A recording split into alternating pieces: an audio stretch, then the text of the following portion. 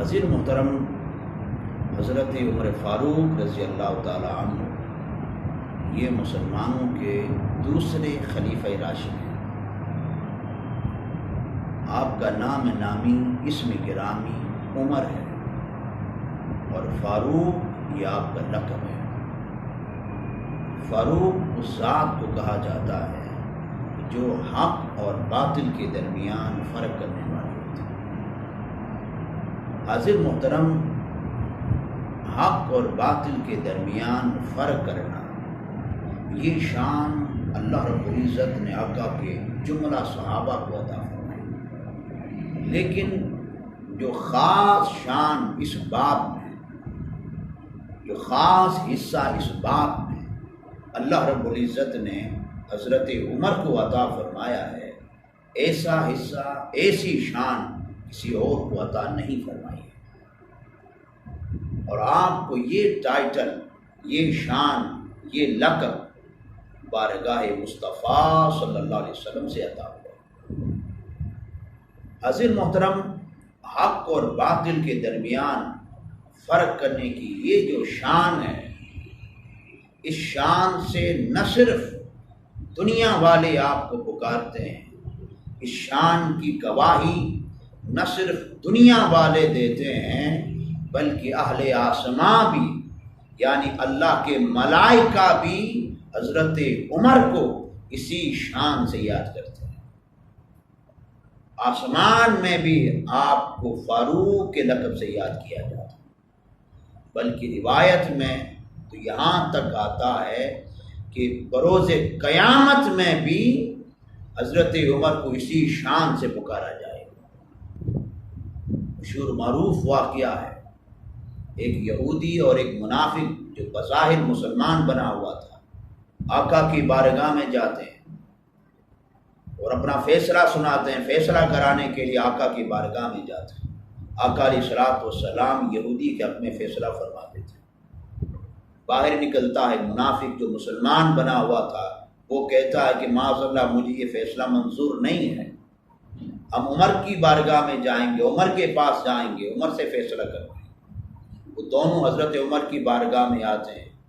یہودی فیصلہ اپنا مدعا بیان کرنے سے پہلے کہتا ہے کہ میں اور یہ آقا کی بارگاہ میں گئے تھے، حضور نے میرے حق میں فیصلہ کیا ہے۔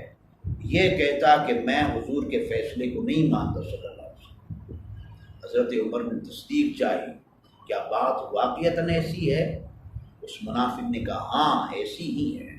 آپ نے فرمایا ٹھیک ہے، پھر میں تمہارا فیصلہ کرتا ہوں۔ اندر جاتے ہیں، تلوار نکالتے ہیں اور اس منافق کے سر کو تن سے جدا کر کے فرماتے ہیں جو آقا کے فیصلے کو نہیں مانتا، عمر اس کا فیصلہ یوں ہی کرتا ہے۔ ایسی شان عطا کر دی تھی اشداء اور الکفار کے باب میں، جو آقا کا نہیں ہوتا وہ عمر کا نہیں ہوتا۔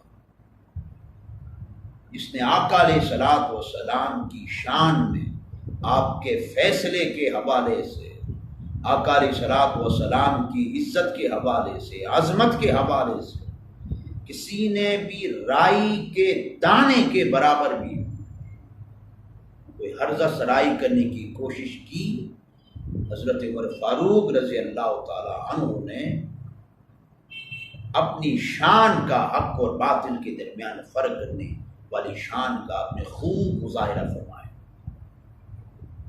حضرت محترم،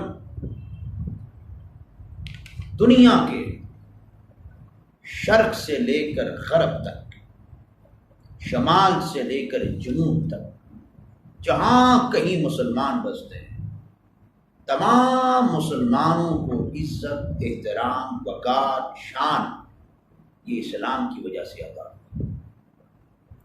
آج جس کی جو عزت ہے وہ اسلام کی وجہ سے،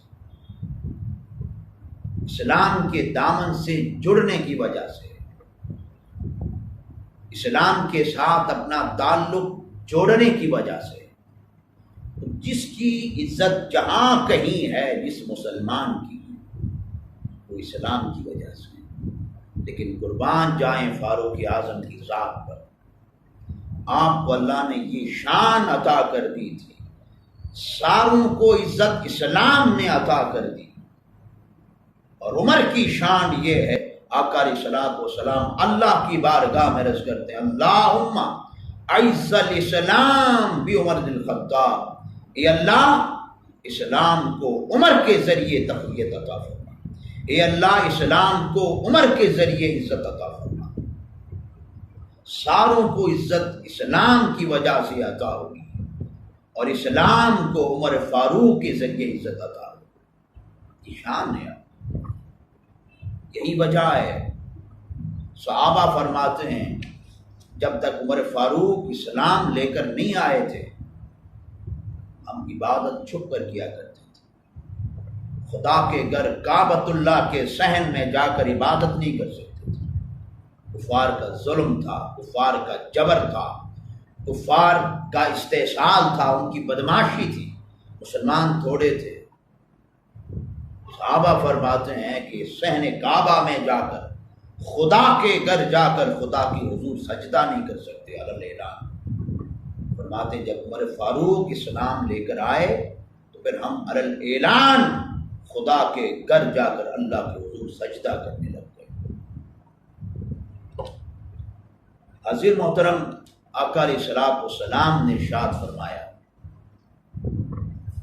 کہ اگر میرے بعد کسی نے نبی ہونا ہوتا، دروازے نبوت بند نہ ہوتا، تو فرمایا کہ میرے بعد عمر نبی ہوتے۔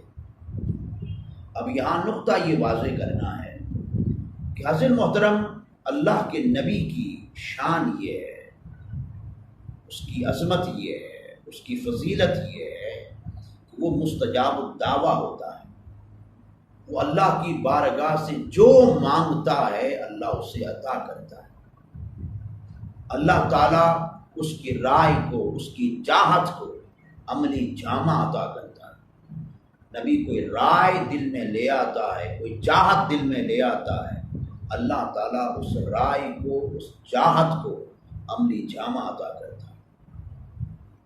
حضرت عمر نبی تو نہ تھے، لیکن اللہ رب العزت اپنے انبیاء کو یہ جو شان عطا کی ہے مستجابیت کی، یہ جو شان عطا کی ہے، رب کائنات نے عمر فاروق کو اس شان سے وافر حصہ عطا فرمایا تھا۔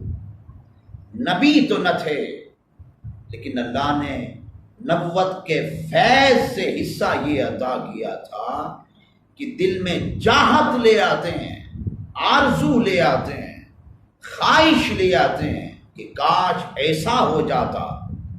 بس دل میں چاہت، خواہش، آرزو لے کر آتے ہیں، رب کائنات عمر کی چاہت کو، عمر کی آرزو کو، عمر کی تمنا کو عملی جامہ پہنانے کے لیے قرآن کی آیتیں اتارتا ہے۔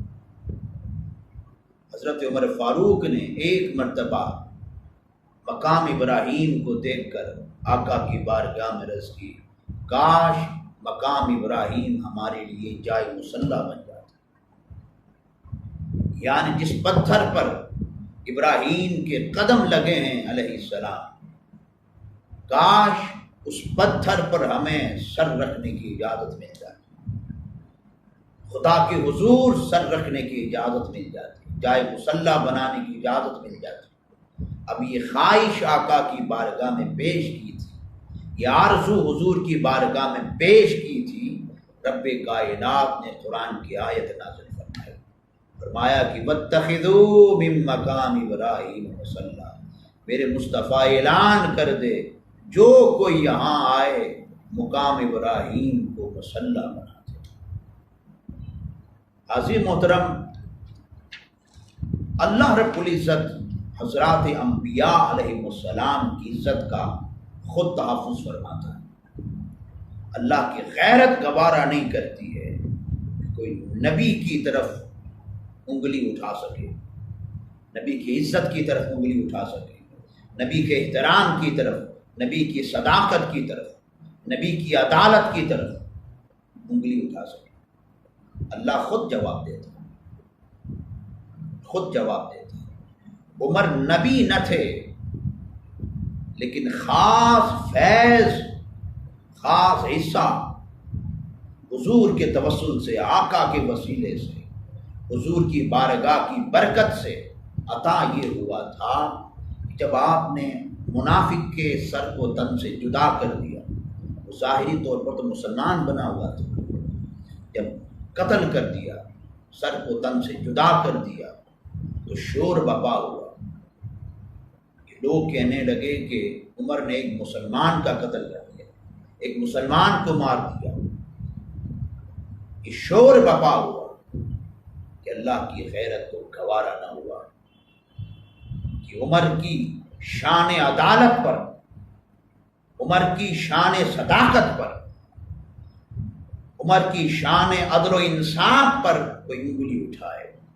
جب یہ شور بپا ہوا تو اللہ نے قرآن کی آیت نازل فرما دی، فرمایا فلا وربک، میرے مصطفیٰ اعلان کر دے وہ شخص مسلمان ہو ہی نہیں سکتا میرے مصطفیٰ جو آپ کے فیصلے کو نہیں مانتا۔ گویا کہ اعلان کروایا گیا، فرمایا میرے مصطفیٰ اعلان کر دے جو تیرے فیصلے کو نہیں مانتا وہ مسلمان نہیں ہو سکتا ہے۔ لہذا عمر نے جس کے سر کو تن سے جدا کیا ہے وہ مسلمان نہ تھا بلکہ وہ منافق تھا، عمر نے صحیح کیا ہے۔